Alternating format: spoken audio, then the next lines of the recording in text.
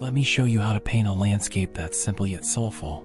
Even if you've never painted before, you'll handle this with ease. The first thing we need is the base layer, known as the imprimatura. You can choose almost any color, but I've gone with quinacridone. Paint as you feel, boldly, confidently, without overthinking. Your inspiration is at work now. You're envisioning the future painting in your mind and need to transfer that image onto the canvas. Let's take this blue-black color and make a more precise drawing. At this point, you can think a bit about the details and adjust the nuances, like I made the mountains a bit lower than on the imprimatura. This is a rough sketch of our future painting. Mountains, fields, cypresses, a little house. Sometimes you'll need to dip your brush in the Trinity or another medium for oil painting. These brush strokes will be in the very bottom layer, so rest assured, if something goes wrong, it can all be fixed. For the sky color, let's make it from ultramarine and emerald green, add a drop of white and ochre. Now, apply the strokes in circular motions around the stars to give them a sense of glow. I wanted a touch of magic, so I added these 5 stars in the sky. When working with the next layers, or perhaps they're not stars, but moons? Is there a chance Van Gogh was from another planet? We need a lot of paint. Look how wonderfully this red-pink color bursts through the thick strokes. I really like it. A monochromatic sky would be boring, so let's add some warm turquoise. We paint with the same rounded strokes, applying them not only where the canvas is still empty but also right over the fresh blue strokes. This way, we get rich gradients and a pleasant atmosphere. Add a bit of cadmium yellow to enhance the effect of the future glow. We continue to mix the paints directly on the canvas, but the key is to know when to stop. Add blue to the sky color to create aerial perspective. To create an aerial perspective, consider the type of lighting, the paints you use, the warmth and coolness of the surroundings, the type of brush head, the grip of the brush handle, the time of year or day, even your own height. All this is just a small part of what I cover in my painting course. It consists of 14 well-structured intensive lessons, without any fluff or talking heads, just practical universal rules and tips to take your painting to the next level. Read the full course description in the video description, and let's continue painting the mountains. Your strokes should follow the direction of the mountain slopes, creating a sense of flow and smoothness. The brush glides softly and effortlessly, just relax your hand. On the right side, the mountains gradually darken, and this is one of the moments of aerial perspective that will be very easy for you to replicate. Let's add some details.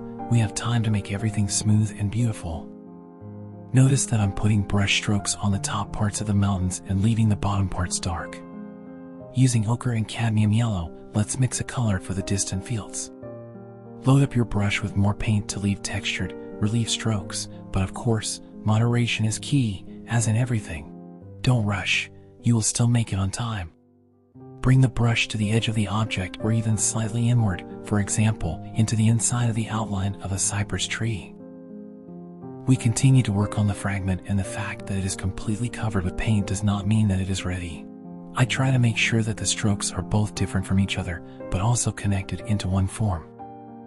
Now add a bit more cadmium yellow to the existing color for the next hill with fields.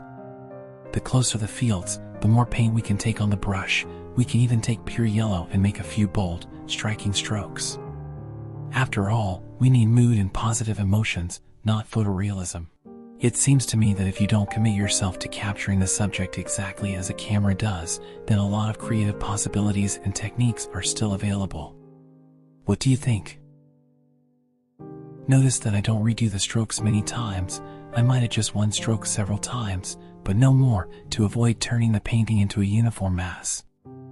Apply strokes to the lip parts, and although this is not usually done, it will make it easier to move forward in this landscape.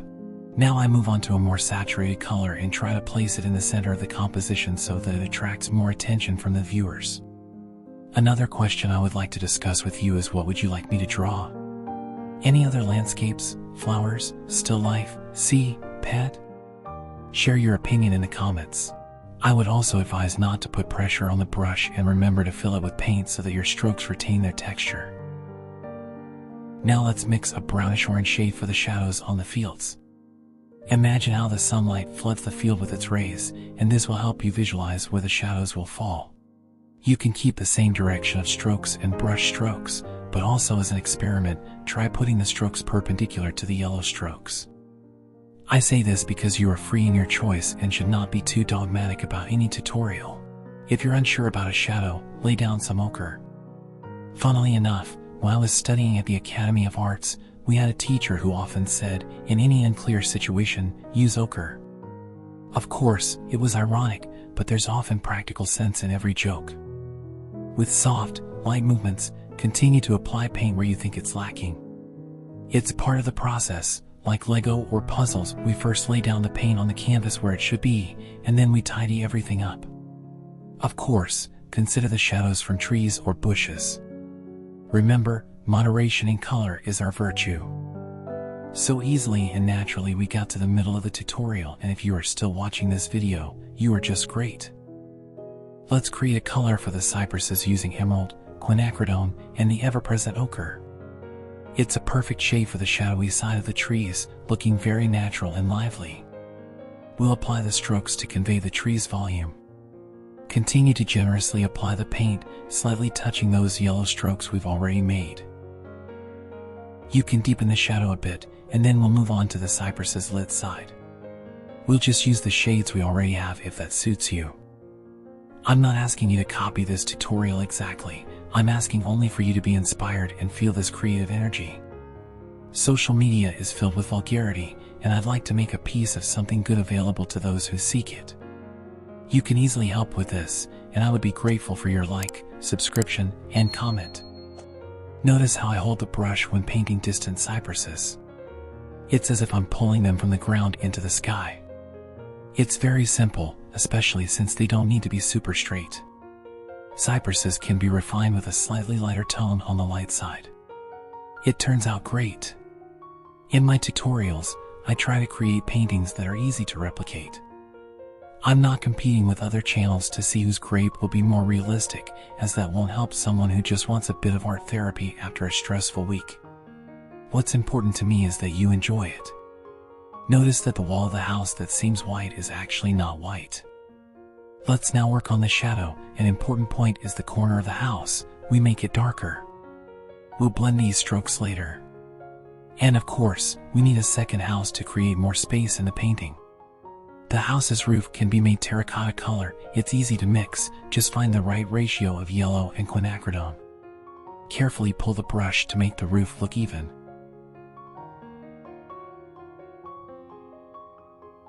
Now let's make the roof for the distant house. It's as easy as pie. What I like about this style is that some irregularity or inaccuracy looks organic and natural, just as it happens in real life, and it's perfect for beginners painting. You see how imprimatura helps us now. Despite the fact that we continue to refine the details, the painting still looks almost finished, and even if we forget to do something, nothing bad will happen and the painting will look great. Some artists even deliberately leave some parts unpainted, which adds to the charm in my opinion. Following the familiar principle, we create a couple more cypresses, and of course, we shouldn't forget about their shadows too, which fall on the field, and we can also add a couple of bushes. Now we'll make one color like this, gathering all the shades we had and mixing something like this. Then we'll divide this color into 3 parts, make one lighter, and the last one a bit darker. This is for our path. Now we need to lay these colors on the path, the lightest color being the furthest away. You can put some dark strokes in the light part of the path, which will appear as indentations from the shoe's marks, but one thing I wouldn't do is put super light spots in the dark part to maintain the integrity of the shadow. Here we'll make such a calm mix with a purple hue.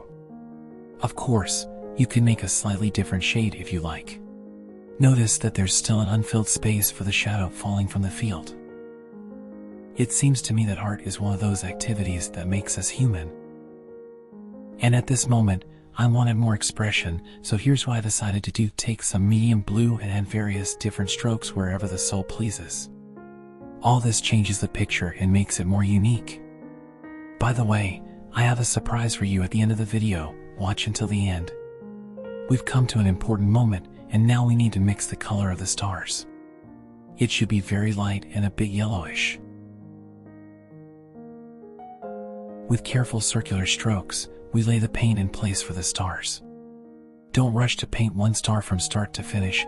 Gradually underlay the paint in all the stars at once. This will make it easier to balance them with each other. The further from the center of the star, the softer the strokes. By the way, if you want to learn how to make strokes of any type, take my course, where I fully explain the biomechanics of the drawing process, which brush to take, which fingers to use, how to stand in front of the easel, and so on. As you can see, the nuance is that the stars are at the same time similar to each other, but at the same time, each is unique in its own way. And here's the surprise I was talking about. What can you do with the paint left over after painting? You just need some large canvas on which you will dump all the leftover paint, time after time. I'm currently using a canvas that was one of the drafts during the course recording. After each lesson, apply all the paint with palette knife strokes like this, layer by layer, juicy, thick, dense. As the strokes dry, apply new strokes to them, partially overlapping and partially leaving the bottom strokes open. As a result, you will get a painting like this. And earlier I made such a painting from the leftover paint. By the way, it was sold, so you can try doing the same. Love you, see you soon.